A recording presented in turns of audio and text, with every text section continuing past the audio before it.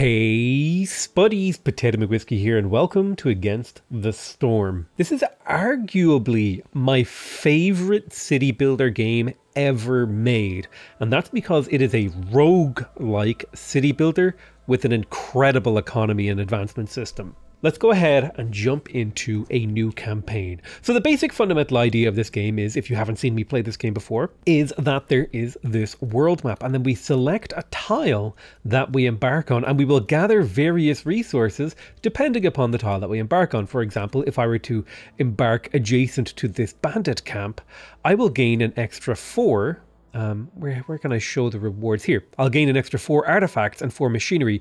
And if you look on the left side of the screen over here, when I'm hovering over a place, you can see that I'll gather certain rewards based on where I embark. And generally speaking, the further away from your capital city here, this is the smoldering city, the further away that you settle, the more rewards that you will get, both in terms of experience as well as food. However, that does come at a price, because the further away from the smoldering city that you are, the harder the missions will be. There will be more red modifiers on your mission. Now, there are competing companies. The First Dawn is also going to establish a settlement here in 6 turns, but I can kind of jump ahead of them and settle here. We also have the smoldering city. I'll talk about this very, very briefly, where you can see deeds. These are various things that you can achieve during gameplay, and they will give you some kind of bonus. For example, discovering 400 glades will get you a little bit of experience, whereas on the other hand, collecting 80 points of reputation through villager resolve will also get you more experience. And these things generally, they unlock either game mechanics or cosmetics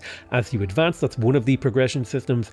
The other more important progression system is actually the upgrade system, where you have a sort of tech tree like advancement, and each sort of pillar and node has its own theme and bonuses. So you can see here, this central advancement pillar is very much so about buying you time.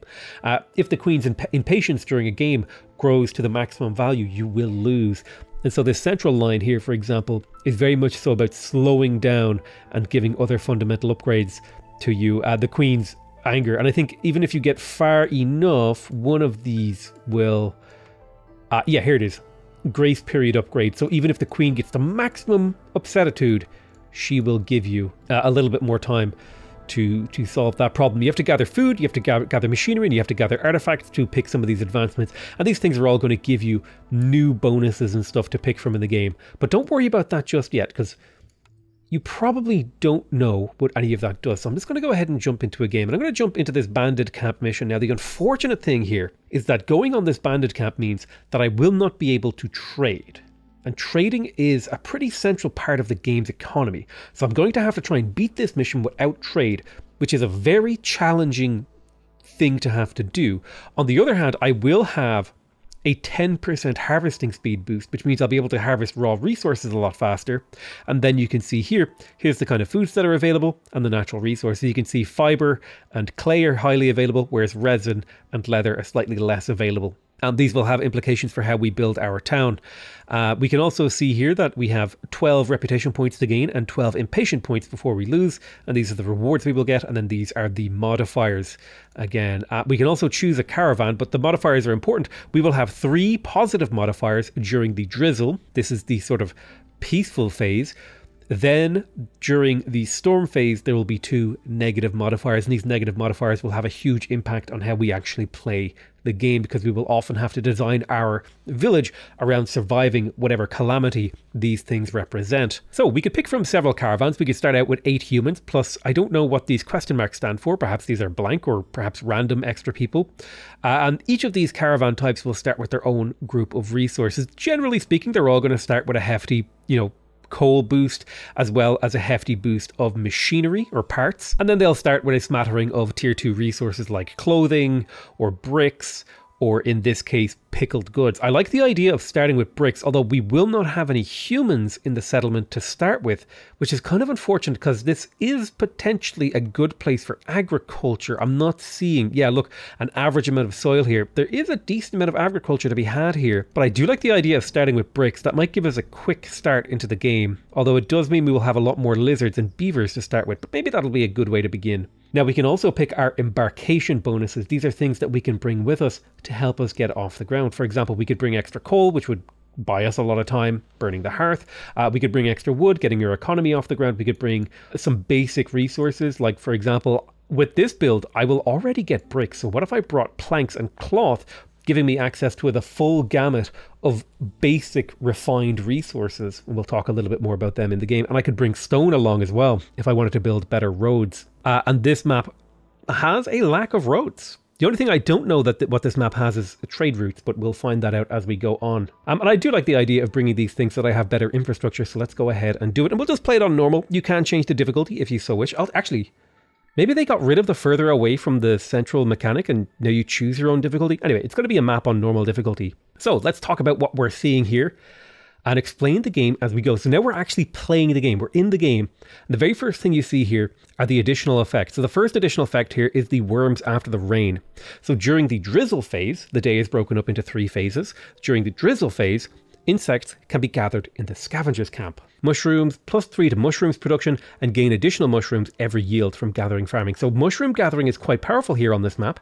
And we also have invigorating winds, which if a unit has a complex food need met, they will move 20% faster. And that seems quite important in a game kind of like Dwarf Fortress, right? Where people have to move around, they have to pick up resources and deposit them. So those are our positive effects. Generally, we'll have a lot of mushrooms and insects if we can harvest them, but especially mushrooms. However, our negatives are going to be the looming darkness. Now, looming darkness is the effect that you're always going to have. This is going to be in every single game. Basically, the world goes through cycles where you have the drizzle phase where the storm breaks, and then you have the, I forget what the middle phase is, but it's basically summer where things are really calm, and then the storm comes. And when the storm comes, things are really, really, really bad for your people. They'll have massive resolve penalties. There could be other negative effects, for example, like no contact. So the harsh weather conditions make it impossible to reach the citadel. So gaining reputation doesn't lower your impatience during the storm. We'll talk more about those things. Those things will make sense if you go on. And then we have strange lights here, which if a unit does not have their services need fulfilled, so this is things like the library or the pub, these things will make people have their services need fulfilled. They will have a 20% chance to destroy whatever it is they are trying to produce. So if a person is trying to produce planks out of wood, they have a 1 in 5 chance of just destroying those resources, which is really bad. So we definitely want to build our economy around supplying every single citizen with a services promotion in order to prevent the loss of resources during the storm. And we would definitely like to do something with mushrooms. So once you read those, just kind of keep those in your head. You don't have to worry about them immediately because they typically only become relevant as you get deeper into the game.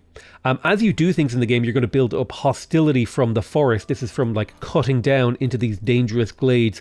The forest will become hostile, and then these effects will come into the forefront. However, until then, we just have to deal with the looming darkness of the storm itself. Now, this is our starting town. We start off with the main storage building. This is where your villagers will pick up and deposit resources. You can, in fact, build more of these storage locations, and I would encourage you to do so. It's good to put them near perhaps important resource areas as you expand the forest.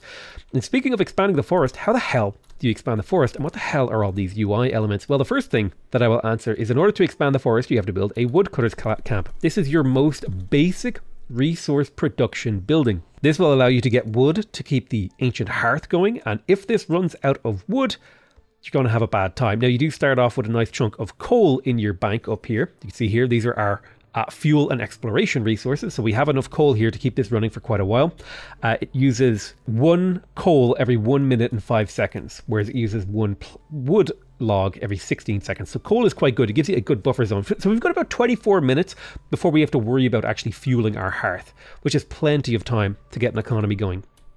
So yeah, you build your woodcutters huts, and then these are used to cut down the trees using the harvest command. So for example, I cut down here and then move my woodcutter camp near it, and then they will cut through this location through to this glade, and then this glade will typically contain some kind of resource, perhaps a negative event, perhaps a positive event. It'll contain something either useful or dangerous to my town.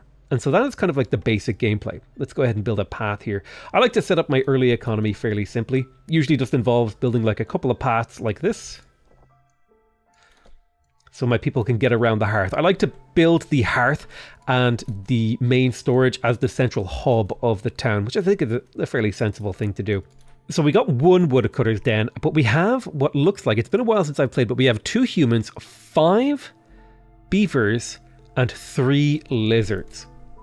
So beavers are generally good at crafting and woodworking, humans are generally good at farming and brewing, and lizards are generally good at meat production and working in warm buildings like forges because they are cold-blooded. They have a hard time keeping their bodies warm. There is another race of people called the harpies, I believe, although I'm not sure if they're still in the game. So we've got our woodcutter, but we haven't actually unpaused yet because usually if you want to play efficiently, you usually got to do a whole bunch of things right at the start of the game. Now, we get reputation bonuses at the start of the game, and we can pick from a few things. So for example, we have a carpenter here, we have a druid hut, we have a workshop, and we have an explorer's lodge. We could choose from any or all of these different things. For example, if we were to take the carpenter, this would allow us to produce planks, simple tools, and packs of luxury goods.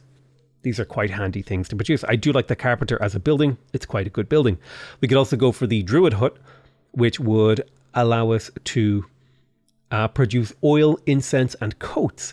We have the workshop, which would allow us to produce planks, fabric, and bricks. These are quite handy to be able to do. And then we have the explorer's lodge, where villagers can fulfill bloodthirst, education, and it'll also give you the passive effect Crown's Chronicle. So if we take a look at the Explorer's Lodge, Crown Chronicle will give you +1 to global resolve for each rebuilt or salvaged ruin. So this is quite good if you're going to do a lot of exploration. Now, what is my plan for winning this game?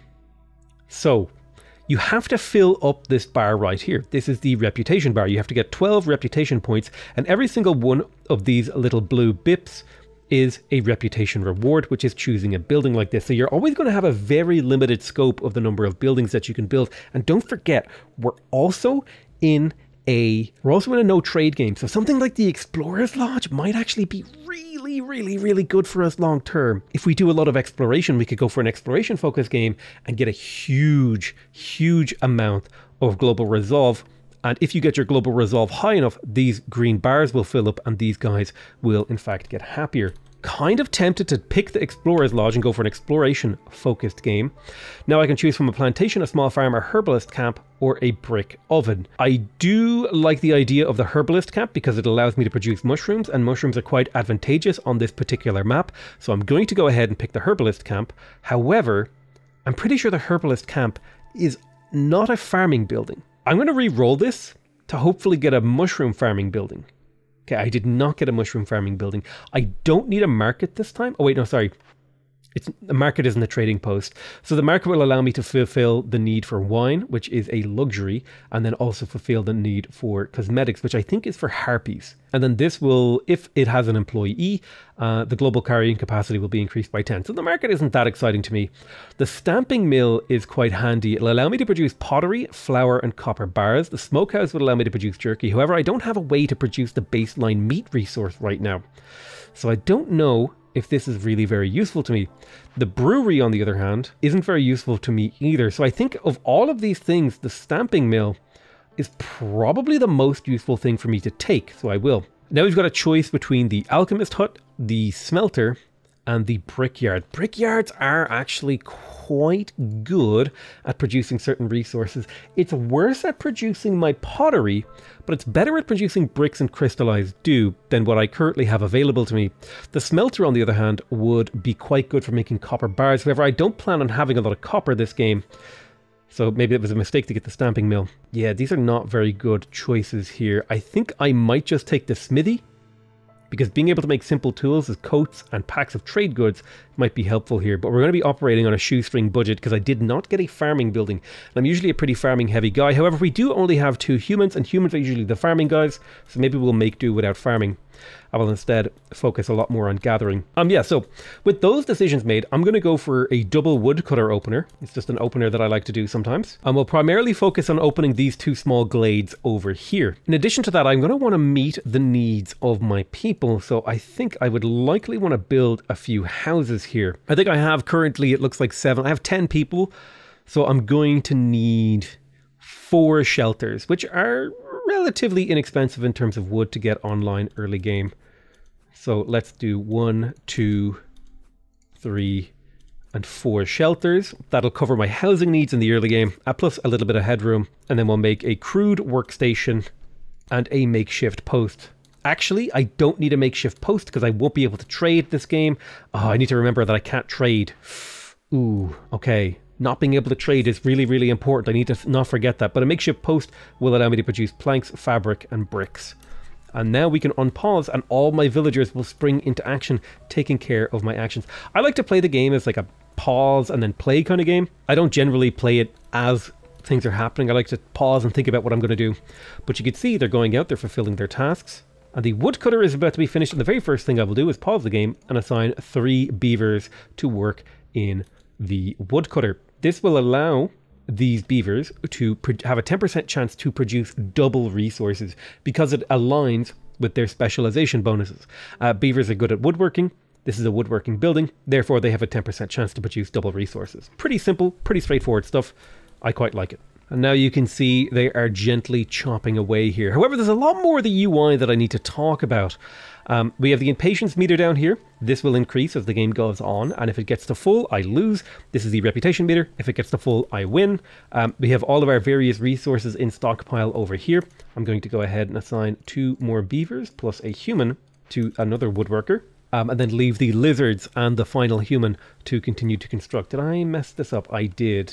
Should not be a lizard working in here. So now we've got our 5 beavers working in the good job. Now, you can see here we've got drizzle 1 and that's filling up. Once this fills up, we will go to the clearance. And then once the clearance fills up, we will go to the storm. The hostility of the forest will build up over time. And then that will lead to negative effects. As the hostility of the forest increases, the difficulty of the game will increase. Now, we're able to pick a cornerstone. Every year, every full cycle you go through, I'm pretty sure, you will get to pick an ability. So this is our cornerstone that will define your build. So for example, we could take prosperous archaeology. The people are invigorated by every discovered cache, gain a stack of wealth for every 2 caches opened. Specialized grain farming techniques, grain production is increased by +1 for every 25 times it's produced. I actually don't have a farming thing. I would normally pick this if I was going farming. Or cannibalism, which gives you 25 meat every time a villager dies or leaves. This could be quite good if you're going for a churn and burn strategy where you plan to lose a lot of villagers, but I think I like the idea of prosperous archaeology. Now, I don't have any tools in stockpile. However, I do have the resources to produce tools. I can make mines, which allow me to produce copper ore. I have stamping mills, which allow me to make copper bars. And I have smithies, which allow me to make tools, which should allow me to open caches. And combined with the current exploration-centric strategy, I think that's how we're going to win the game. I just need to build an explorer's hall and then use that alongside the opening of these caches to get my resolve up above this little blue threshold for every single race, and then pump as much renown through this as possible. Now, the final game mechanic that is really, really important is the orders mechanic. These are basically requests from the Queen. The Queen has laid down from on high what the hell you're supposed to do. So let's go ahead and pick an order. So we have a choice between doing 3 packs or solving a glade event. If we complete the 3 packs, we will get some parts, which is quite useful. This is how parts are one of the most important resources because it's how you expand your town. The reinforced needles will increase our fabric production. This is quite handy. And industrialized farming will increase our packs of crops production. If I was able to trade, I would go for 3 packs here. However, I'm not able to trade because this is a trade good that you can usually sell to the trader. I can't trade, so I can't take this because this is no use to me other than fulfilling these missions. However, solving a glade event is a little bit easier. And getting free meat, a little bit of parts, and then potentially 4 new villagers, that seems like a winner to me. So we're going to go ahead and try to do that. The next order that we can choose is here, the clan. Keep lizards resolve above 10 for 30 seconds. This will get me 2 more lizards, 30 meat, and 4 tools. Or we could make packs of building materials, which would increase our reinforced saw blade production, get us 20 bricks, and another 4 simple tools. I like the idea of increased plank production because I'm pretty sure I don't actually have a building that can produce planks efficiently. As far as I'm aware, sorry, I had a little bit of an issue with the game there. I had to restart it. My monitor, the cable for my monitor is dying, so my screen was flickering and I had to change monitors. So basically, if I make these 3 packs of building materials, I don't have a way to make good, I don't have a good plank recipe right now. Basically, everything in the game is produced through these recipes, right? So right now I'm trading 8 wood to make 2 planks in a really inefficient recipe. However, if I were to take that perk and get +1 wood production, that would be 8 planks for 3 wood, which would massively increase my plank economy.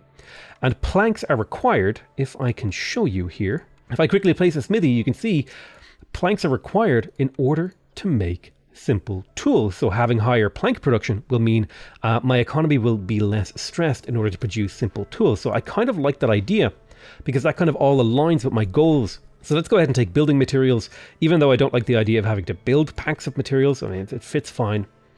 Now we have another choice. We can do the clan again. We've seen this one. This is actually not a bad one. Or we can go for woodcutters camps, collect 30 wood and get 2 new villagers and 3 parts. I like the idea of 2 extra villagers. I'm already doing this one. I do like the box of simple tools, but I think I'm going to go for the woodcutters one because I've already got that lined up. And I think our main goal here is to try to fulfill these 3. Ideally, I want to fulfill at least 2 of these missions before this first year is over, so that I can get new blueprints to pick from, which will increase the versatility of my economy. One thing I like to do is play the game on maximum speed and then pause every time something happens. So we have a flax field in here and a small abandoned cache. Now, one thing that I haven't shown you guys is the stonecutters camp right here, which will allow you to gather things like clay, and then the scavengers camp, which will allow you to gather things like eggs and flax. So the flax field is a small flax field. Each of them has 25 charges, and there are 3 of them in here. So there's 75 resource nodes here. So there's 75 plant fibers, and then each time a plant fiber is harvested, you have a 40% chance to get a clay or a 20% chance to get an insect with that harvest. So not a bad little find in here, considering it's just a small glade. And you can see here, I have opened a regular glade, which is giving me +5 to my forest hostility. So the more I explore the forest, the harder the game will get. So I want to be exploring these things efficiently. Now there is also a small abandoned cache in here.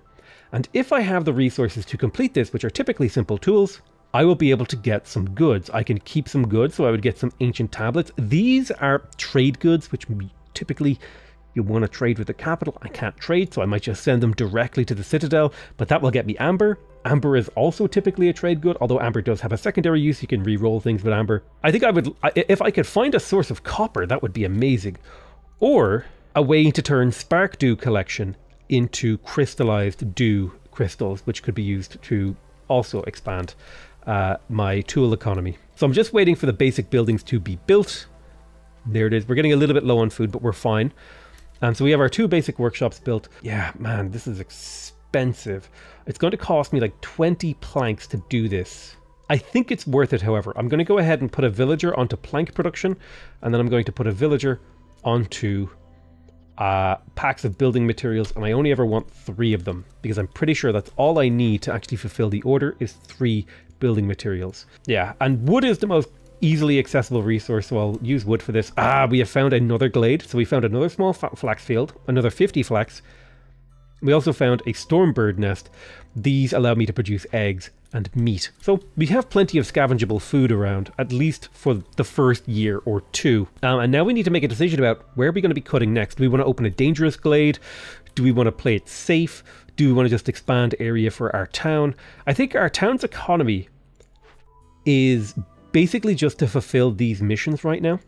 So I think our goal should be to expand the town using this woodcutter. So I'll just make a little bit of room here with this woodcutter. And then with this woodcutter, I will actually explore quite aggressively towards this glade over here as well. In fact, there's 2 glades here that I'd like to hit. So I'll do a little bit of an aggressive explore here. You want to be hitting these easy glades early, in my opinion. The dangerous glades are great to hit as well, but I tend to find like hit a couple of like small glades early. That might set your economy. It'll let you know where your farms are. I don't have farming buildings, so I'm not worried about that. And we just entered into the first clearance of the game. This is where these drizzle effects go away. This is kind of what you would call the meat of the year, where nothing good or bad really happens. Now, one of my orders is ready to complete, and it looks like it is the woodcutter objective, so I'm going to get 2 extra villagers plus 3 parts and a reputation point. So I go ahead and complete that mission. There is the reputation point down here, and by getting a reputation point I can pick a new building. So I could pick up a weaver. This would give me access to fabric. I could pick up a carpenter. This would allow me to build, ooh, I like this. Having access to better plank production could be good, but maybe not necessary. Water skins and flour, I'm not really sure what I'm going to need them for, but planks, being able to produce planks more efficiently would be a big boon to my economy because it means my wood reserves will be less stressed. So I think I might move into a carpenter direction here. So I'll go ahead and grab that carpenter, and I'm going to immediately build it, although it will take some time before we have the resources to actually build this itself, because we're trying to fulfill this mission here. I'm going to go ahead and cancel the construction of more building materials, because I think it's more important that I get this carpenter up, because this will allow a much more efficient and speedier conversion of my basic wood into planks. Although for now I will allow this plank recipe to continue to be produced, because I do need planks in order to build the carpenter. Now, I do want to be mindful of, do I have any homeless or idle? Idles are bad. You never want idle villagers. You want to be switching and swapping their jobs pretty regularly. I'm going to go ahead and build that there. Get another house, because there are a couple of people who are homeless. And then I'm also going to go ahead and get ourselves a scavenger camp to gather these eggs. May as well get these workers working. Everything is valuable. We have a root deposit and a clay deposit. Clay deposit are great for producing more bricks. I'm quite happy with this. Good, good, good, good. Now, I think lizards are best in scavengers camps. I can't remember. It might not even matter. But they will be focusing on producing eggs for me. And there's a very comprehensive tutorial on like basically every single mechanic in the game if you want to talk about them. But like, I understand this game reasonably well. Our wood reserves are shooting up, which I'm very happy about. We're about to head into the storm now. But we don't have particularly high hostility, so we shouldn't see any really bad effects from the storm. This should be a fairly light first storm. However, we did just get our carpenter up, and so we are going to begin the production of planks from here. So I'm going to go ahead and cancel this job, retrieve all the resources from this building, and then put a beaver in charge of here instead of a human. This beaver will have a 10% chance to produce extra. I'm going to take a beaver off of this job and put him in charge of here. 2 beavers working away making wood should be enough. And I should never need more than like 20 planks. I should never ever need more than like 20 planks at a time. So that's the buffer that I will set. And now I can produce 2 planks for 5 planks. Now before I was producing, let me see here, right?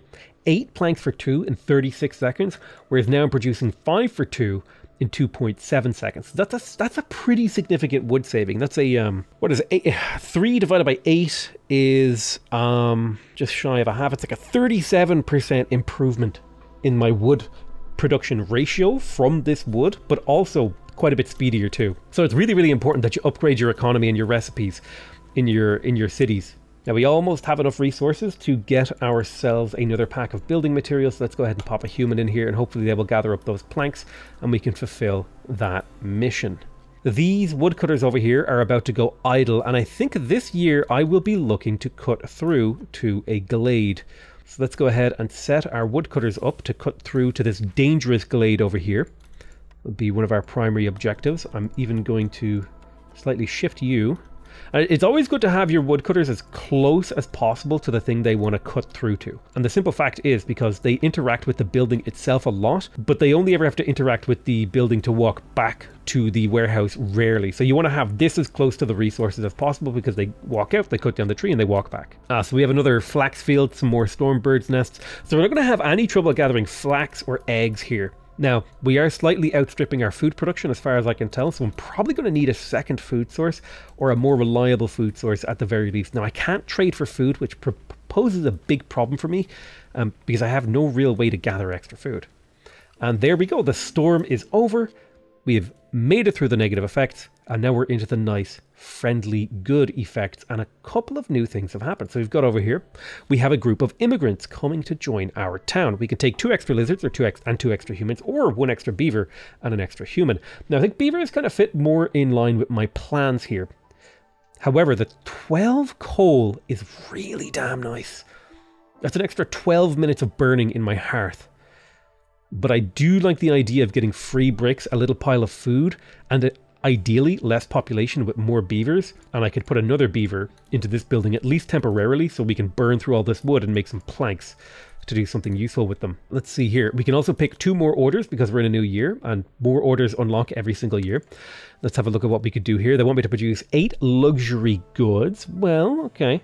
Ooh, or there's a timed objective. If I cut through 4 glades in 4 minutes, I could get that order.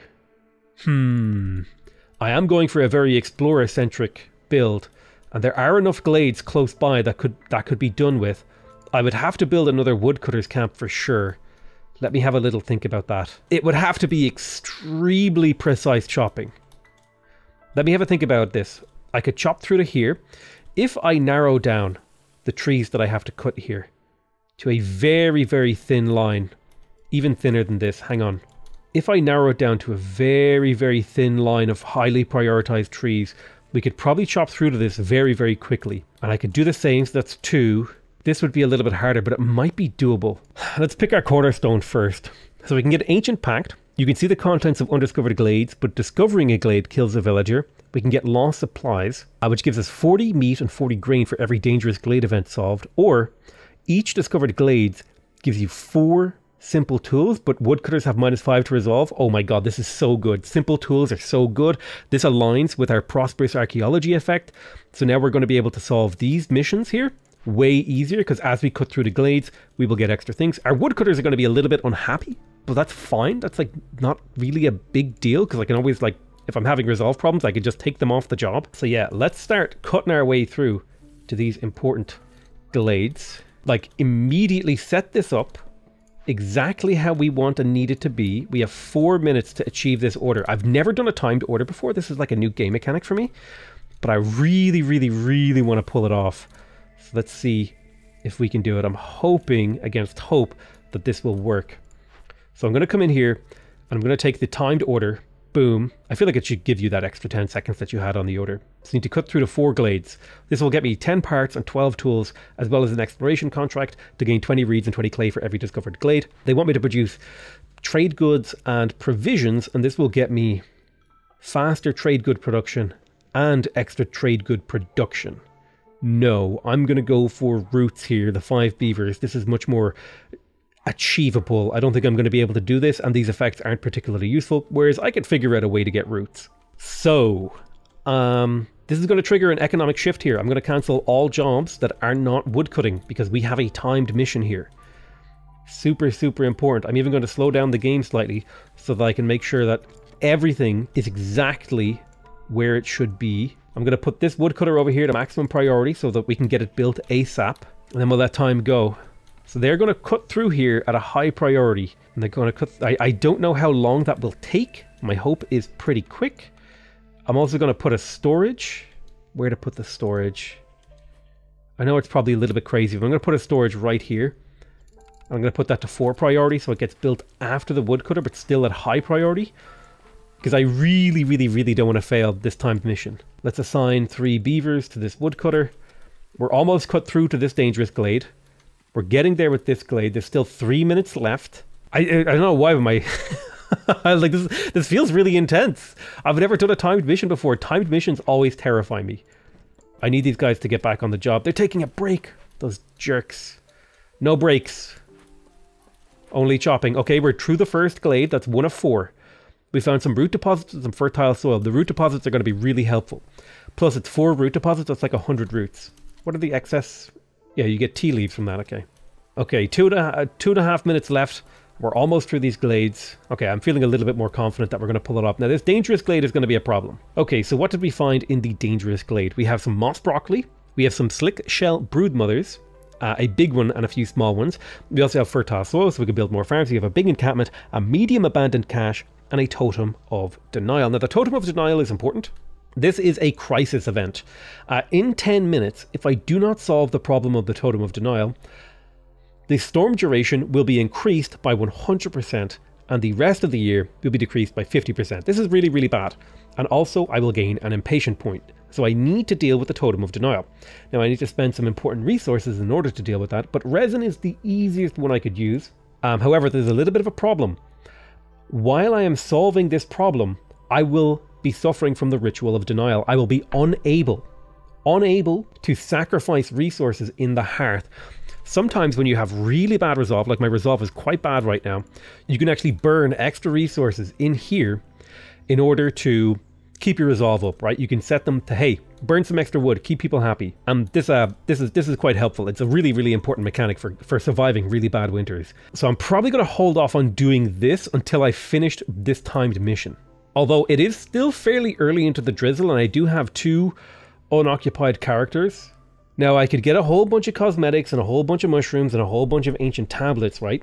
And that would be great. However, I don't really have a use for the cosmetics or the ancient tablets. The food is great, because my food isn't amazing right now. But getting the resolve bonus here This would make everyone in my town a lot happier, which would in turn mean that it would be easier for me to meet my resolve goals, which would mean I would get more reputation points from resolve. So I think I'm going to go ahead and take a conversion on the totem of denial. I'm going to turn it into a totem of goodwill.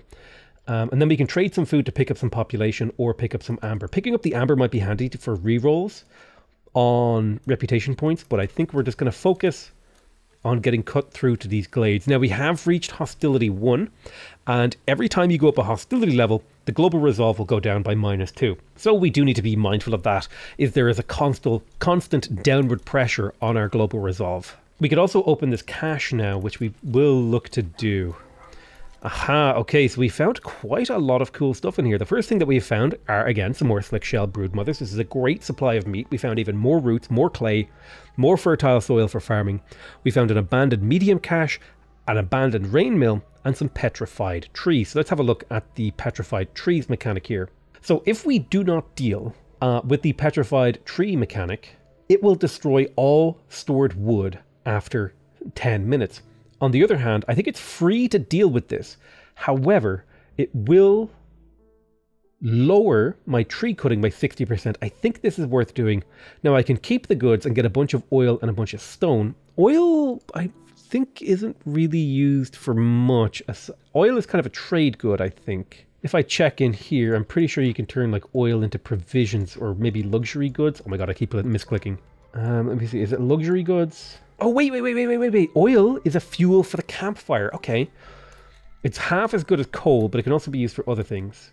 So we could get some fuel for our campfire, as well as some stone crates, which would allow us to build more paved roads. And paved roads are really damn good. Or I could send it to the capital, get some extra amber for rerolls, and half a point of reputation. That's a tough choice. I think I'm going to keep the goods. I think the extra roads and the extra fuel is going to make a big difference. I'm going to cancel the human working in the makeshift post and then assign a human and a lizard to the petrified trees. And I'm going to investigate it now once I'm cut through to this final glade and I've completed this mission. I don't want to take a 60% penalty to my wood cutting speed right now. So I just need 2 more trees to be cut through and then mission accomplished. I'm feeling very, very happy about this. So just 1 more tree to cut through. These guys are probably going to go and break soon, annoyingly. But there is a storage here. Okay, they're going through. Awesome. So with 50 seconds left, we have cut through to the 4th glade, finding some mushrooms, some dewberry bushes. But more importantly, we completed the venturesome leader, getting us the exploration contract, 10 parts, and 12 tools. Oh, that is amazing. That was a really, really, really good outcome. So now I'm going to go ahead and take care of the petrified tree. I will investigate this. I'm going to deactivate one of these lumber mills. Actually, it'll be the one that is not fully... It'll be you that get deactivated, and take away this human as well. I only need 2 fully stocked woodcutters. Don't need more than that, so I'll leave these guys working away. So you've got a little bit of a homeless problem to deal with, but we can take care of that later. More importantly, I think it is time to start getting on the plank production again. I'm missing a beaver. I should have 2 beavers able to work on this. Why am I missing a beaver? I only have 7 beavers. Well, let's take a beaver off this and put 2 beavers to work in here, and then I'll put a human back on there. So yeah, job shuffling is like really, really important part of this game. The petrified tree is being taken care of. The totem is being taken care of. So we've managed to deal with these hostile events. Generally speaking, these kind of like smaller dangerous glades are going to have fairly easy events for you to deal with. What you want to look out for is there's another type of dangerous glade. This one, the forbidden glades. These are really dangerous. They tend to have really negative events. Let's also reactivate...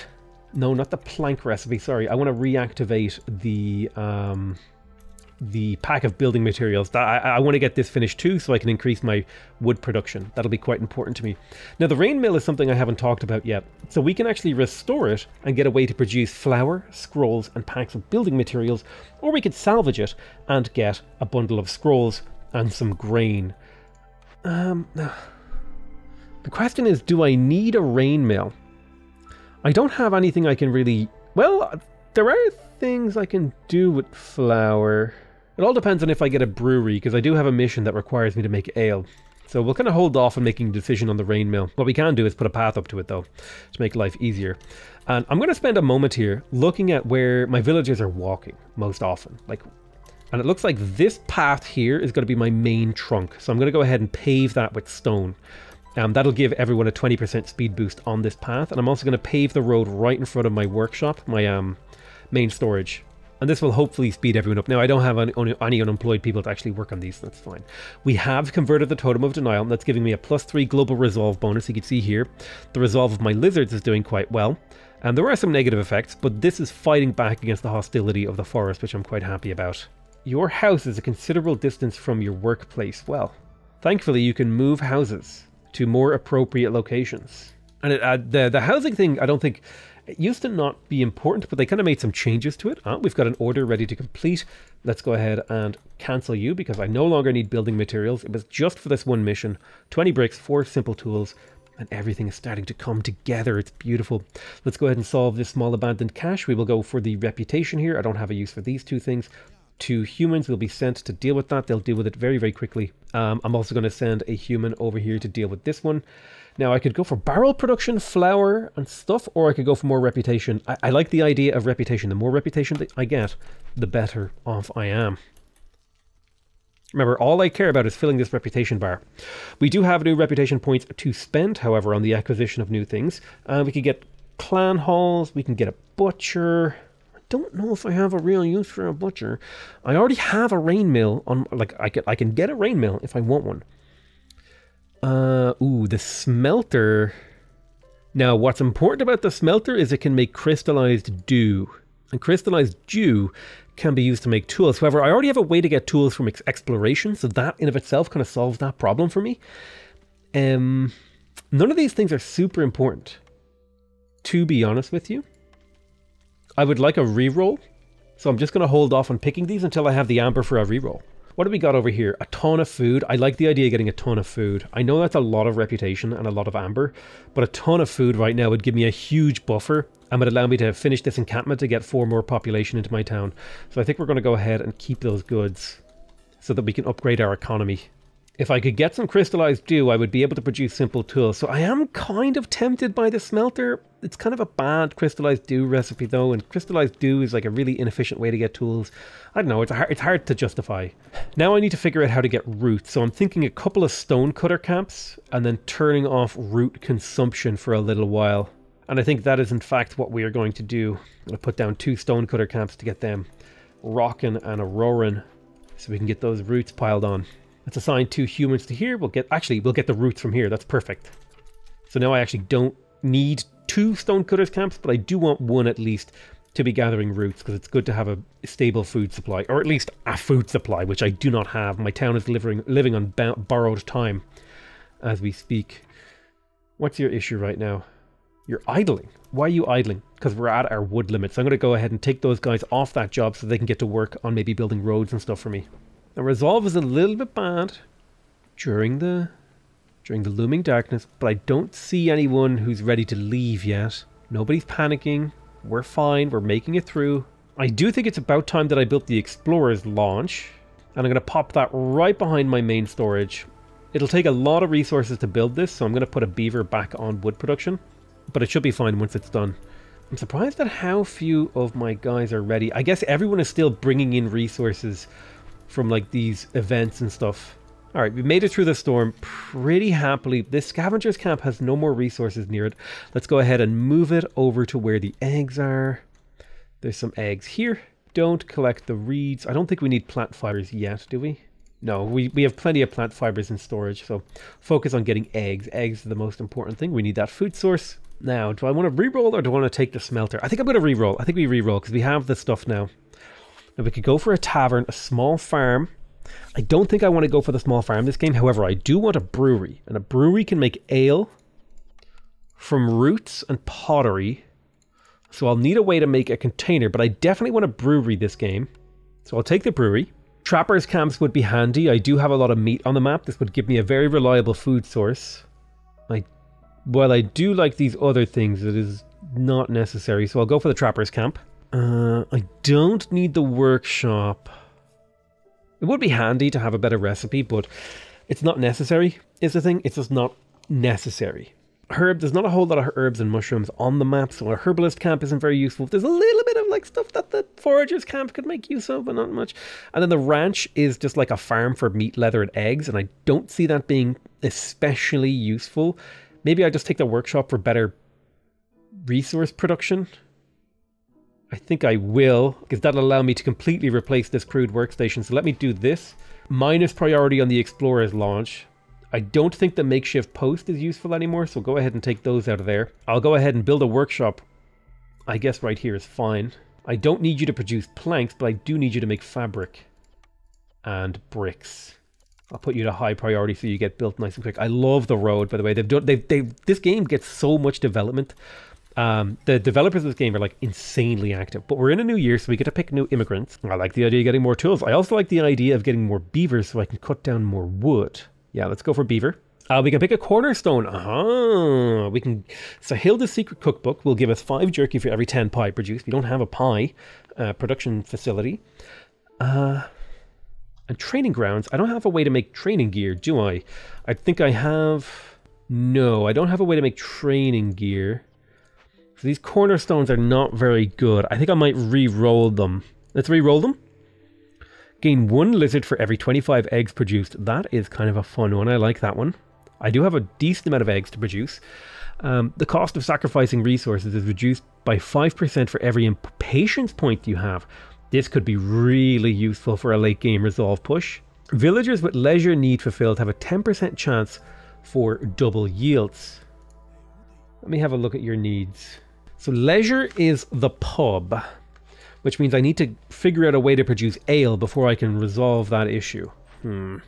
Also need to think about my orders.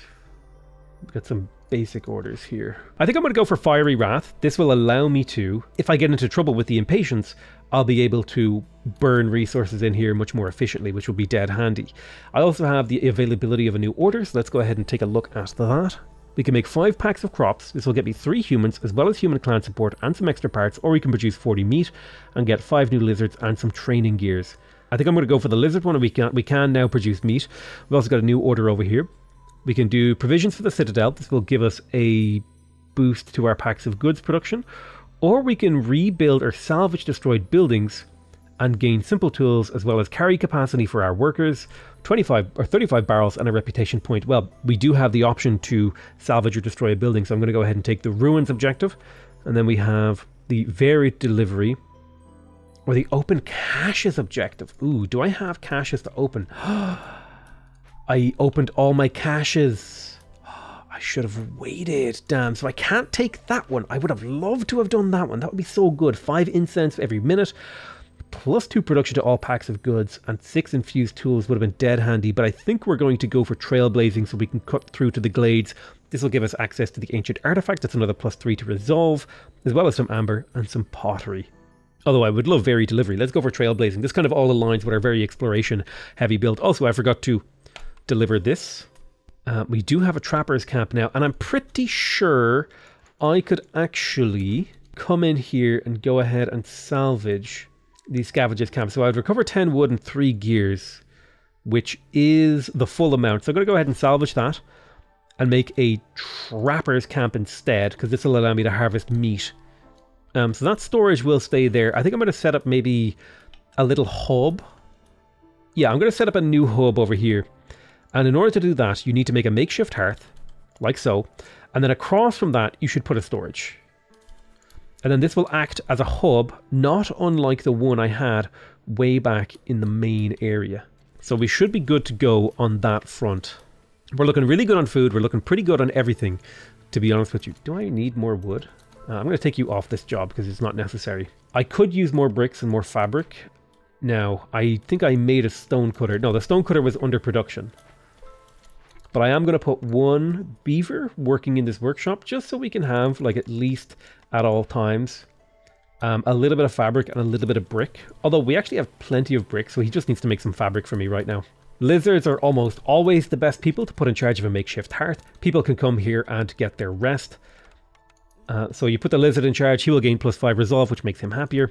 And, you know, now they don't have to go over here. If they're already working in this area, they can go check out this hearth. And there's also another storage as well as this storage here. So, you know, these are like important pieces of infrastructure. You want to have them, I say like have them about a screen apart, like, you know, a hearth on one side of the screen and a hearth on the other side of the screen. That's usually a good distance. You know, you could put them further apart if you like.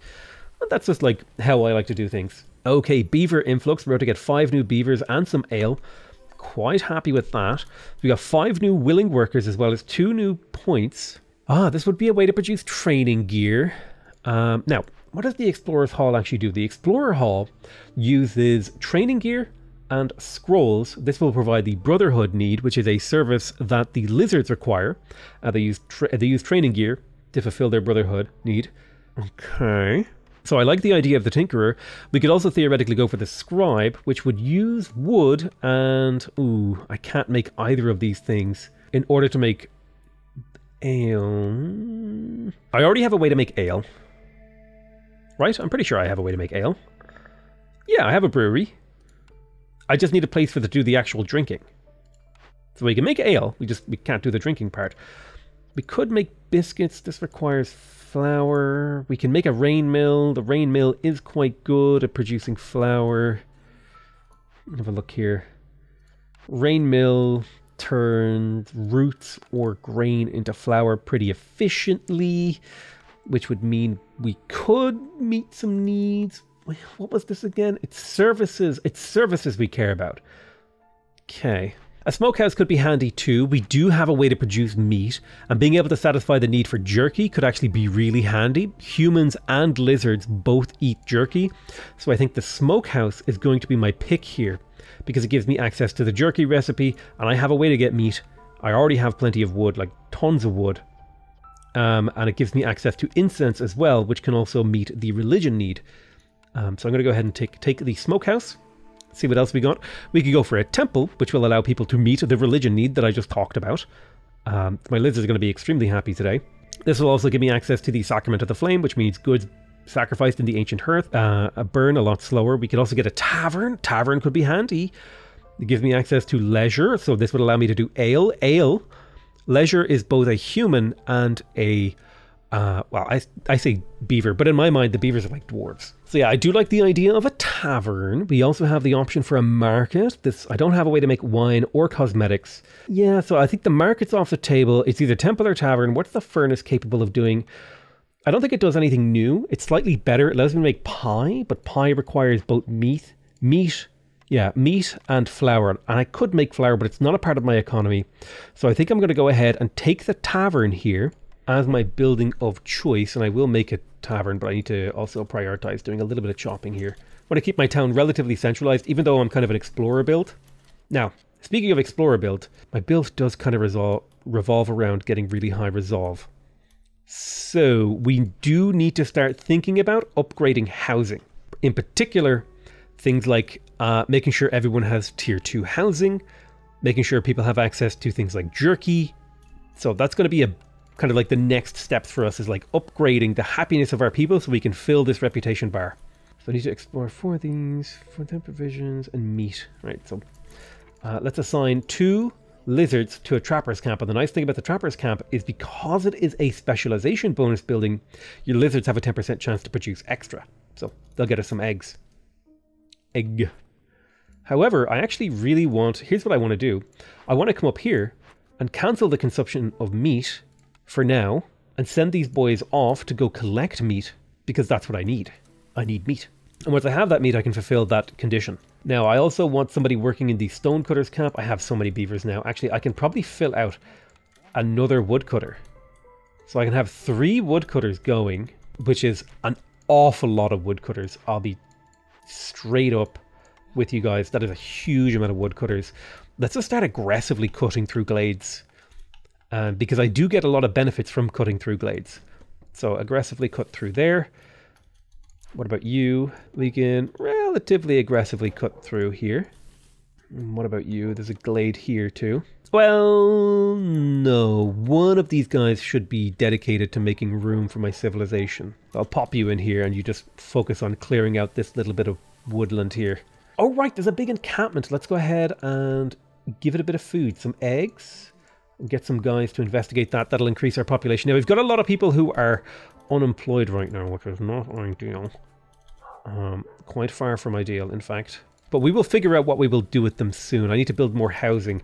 I need to build higher quality housing as well. Let's, in fact, get more people working on resource processing, because we do have the economy to support massive wood production right now. I do need to make provisions, but maybe I want to hold off on doing that. Do I want to restore this rain mill? I think I'm going to salvage the rain mill. So I'll put 3 people to work on salvaging the rain mill.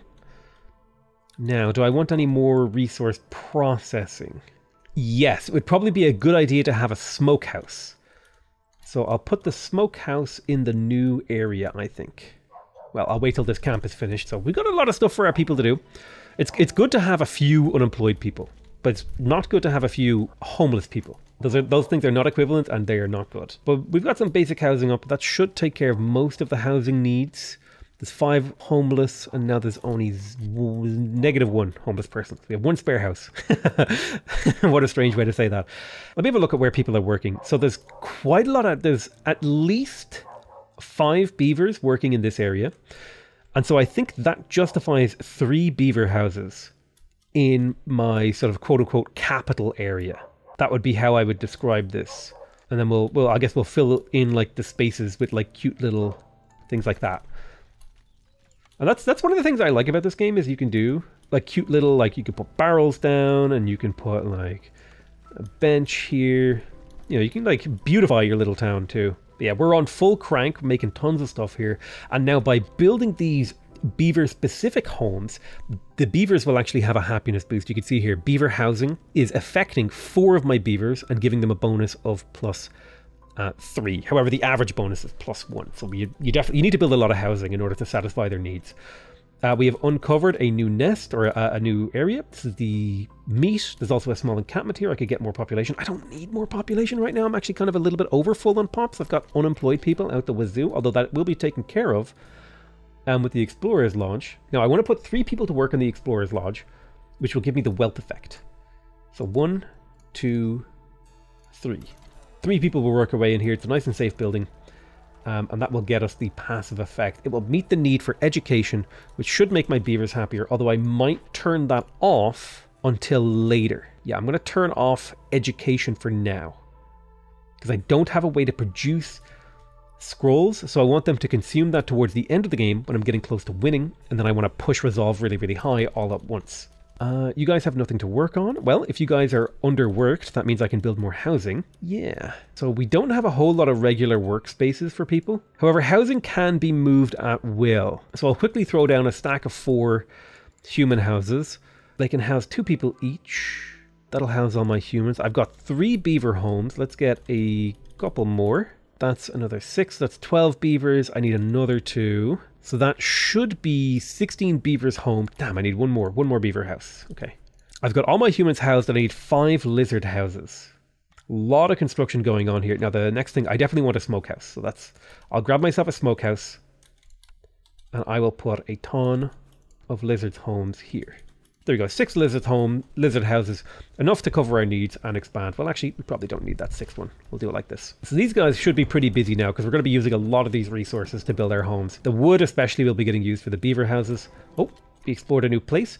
So we've got bleeding tooth mushrooms, stormbird nests, flax fields, some fertile soil, and some medium abandoned cache, and a large destroyed caravan. Now, the large destroyed caravan can be really, really annoying. So it's giving me a huge resolve penalty while it's being worked.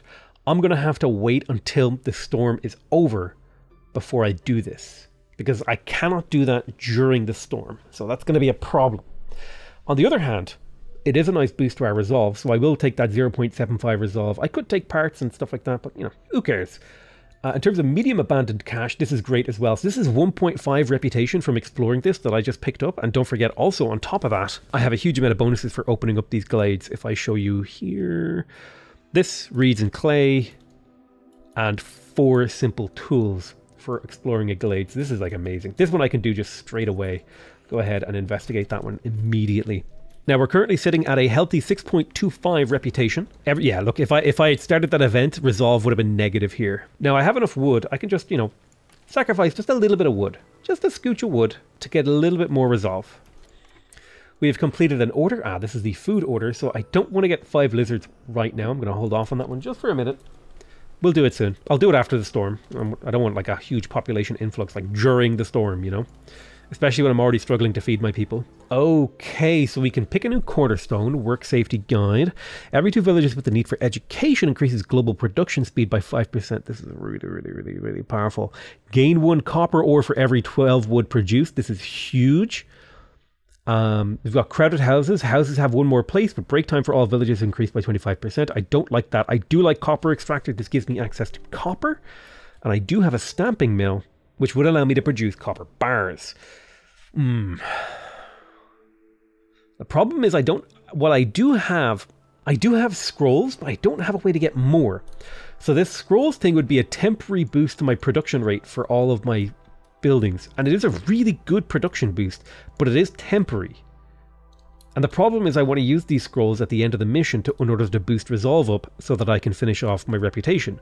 So in that end, I think I'm going to take copper extractor, which should get me a nice boost to copper production, which I have 0. Like, this gives me access to a new resource that I can use. We have some immigrants. I will take the food-bearing immigrants, I guess, because I need a little bit of a food buffer right now. We're going to go ahead and turn in the lizard folk, so our population just jumped massively, which in turn is going to mean that we probably need a second trapper's camp. I'll pop a trapper camp down over here. Go ahead and build out to that one. And I may as well put a storage on this location as well, because this will be a nice little hub area for me to expand into. We have a new reputation point. We can get an alchemist hut. Let's see, clan hall. No species can claim their lizards as the own lizard cluster. All camp production is increased by 50%. Okay. This is like a very lizard heavy building. So no. The scribe would let me produce scrolls. My big problem is the lack of pigment. I have no pigment production as far as I can tell. Cookhouse, artisan, tincture, manufacturer. Yeah, I don't have a way to make... I have a way to make ink. This would let me produce weapons, and I actually think I don't have a way to make weapons. And I do need weapons for the Explorer's Lodge. It's a really inefficient recipe, but maybe it's good? Oh, it's super inefficient. Let's reroll. Clothier. Clothier is quite handy. We could make water skins. I don't know if I want water skins. I mean, clothing is handy because it satisfies a need. A butcher isn't bad either. It'll allow me to turn meat into oil or meat into jerky, and I do want... No, I already have a jerky recipe. I don't need a forager's camp. I don't need a lumber mill. I think I already have a really good plank economy, and I don't have a way to make ink or wine, so I can't make scrolls anyway. I mean, the clothier is just honestly... If we take a look, for a little bit of cloth, you can get +5 resolve for both a beaver and a human. So I think the clothier might be the take here to get that resolve number up.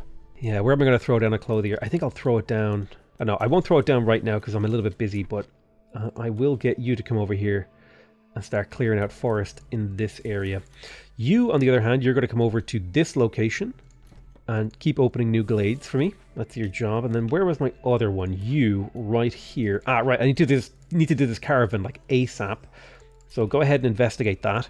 You may as well open another dangerous glade. Why not? These are always good to open. Make sure I'm building paths out to these things. It's always good. Probably could make do with a storage. It's always just worth it to put a storage down. Like, it's always worth it. Just pop one down somewhere and let your people get to work. Now, housing is not an issue, but I don't have full happiness housing. So people are in kind of shitty homes. And I've got 16 unemployed people, which is a big problem.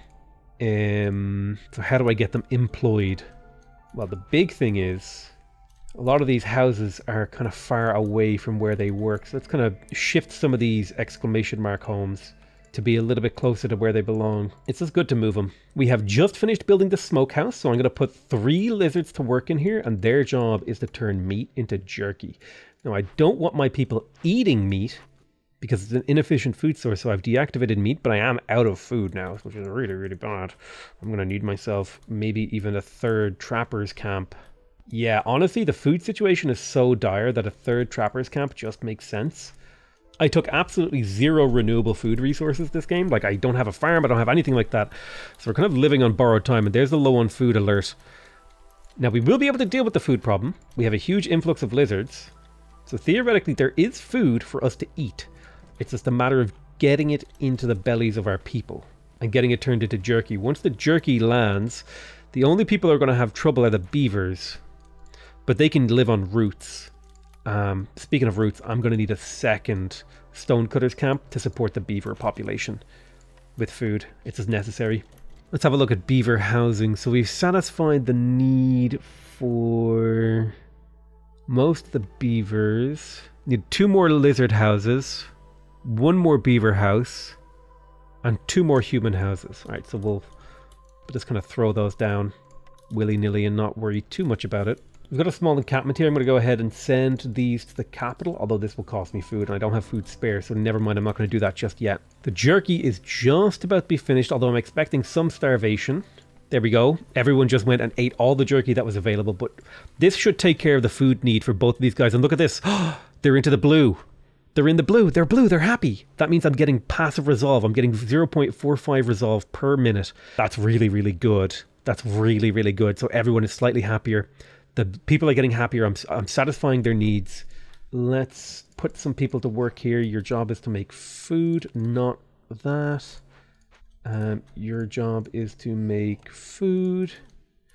Go ahead and just make sure we have enough food. Our beavers are on a little bit of a subsistence diet right now. Now, the next step in this phase, actually, is to get the clothier, because if I can get the human resolve up to a certain level, they will also start to produce a massive surplus of resolve for me. So let's get this to maximum priority, get it built ASAP. Now, I wonder if my people will actually move houses. Like, there's a couple of people like living in homes that aren't like ideal. So I wonder if they'll actually move homes if there's a closer house available. So I built a beaver house and a lizard house over here to try and get people to shuffle around a little. And I wonder if they actually will. God, look at the amount of jerky we're eating. Is a single smokehouse enough to sustain my economy?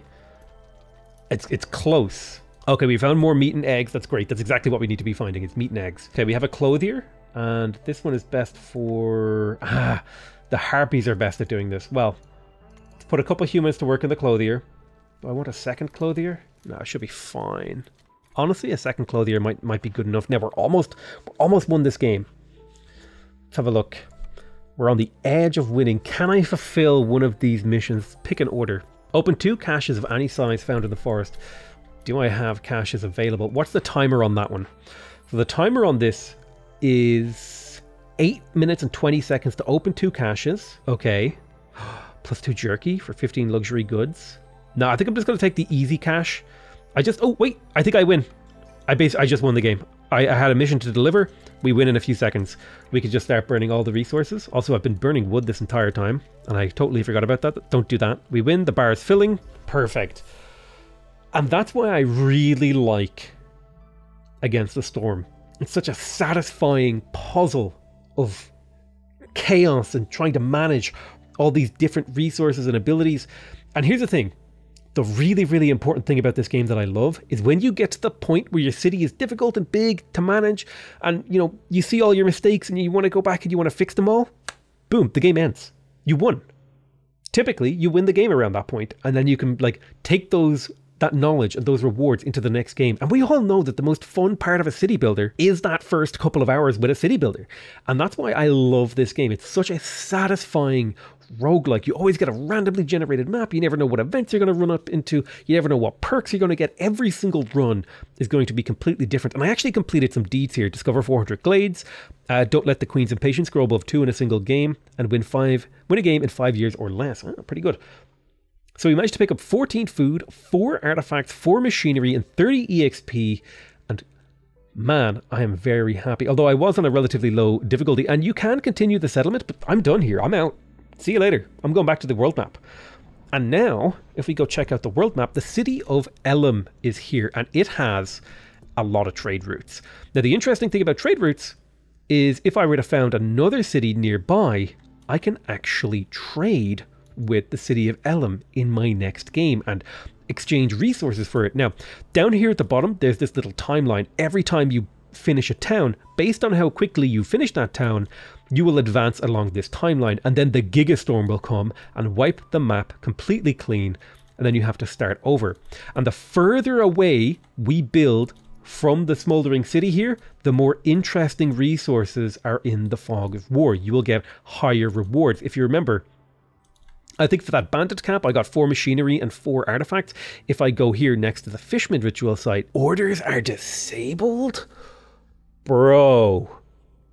Ooh, man. I don't even know if I could do a mission without orders. Is that even possible? Oh my god. How do you do a mission without orders? That sounds impossible. Oh my god. I don't even know how I would do this. I really don't know how I would do this, because orders are like my crutch for how I win all of my games. But yeah, the second part of this is if we go back into the Smoldering City now, we have probably gathered, so we gathered some deeds so we can level up. We can click to complete this and we'll get a little bit of XP. From this one, we will get a signboard, which is cool, which is a new type of decorative thing you can build in your cities, and another little chunk of XP. Oh, and we leveled up, new citadel upgrades. We have access to new buildings like the clay pit, the greenhouse. We also got survivor bonding, which is a cornerstone, a new cornerstone. And let's see here, plus 10% villager speed and 1 global resolve. That seems quite good. A new cornerstone as well, gain 3 oil for every 12 flour produced, or profitable caution, which is scouts work 50% longer in dangerous glades, but have a 50% chance of bringing back double the amount of goods. Ooh, that is quite interesting. Now we probably have the resources as well to maybe get ourselves a little upgrade here. Let's have a little look around. Nothing actually jumping out to me. But there's so many upgrades you can get over the course of a game. Now, one thing I wanted to check is, why was I getting so few resources? Maybe, is this like a new mechanic where you could choose your difficulty? I see. Oh yeah, and the modifiers get worse. You see here, the modifiers get worse as you up the difficulty. And then the resources you get here. So it looks like they have changed the game. You do get to pick your own difficulty. Ooh, hard. Yeah, don't play on normal. This is easy, okay? Play on hard or harder. I think hard is like a good difficulty level. I actually kind of like that you get to pick your difficulty level now. I kind of wish I was playing on a slightly more difficult level for that one. But that's Against the Storm. You also have daily expeditions that have their own unique mechanics into them. You could choose a difficulty level for that too, if you want. And if you complete it, you get a bunch of extra resources. This is kind of more of a community challenge type thing. Really, really cool game. And I hope you guys will enjoy this series that I'm going to do on it. I love you all very much, and I'll see you guys next time. Bye-bye.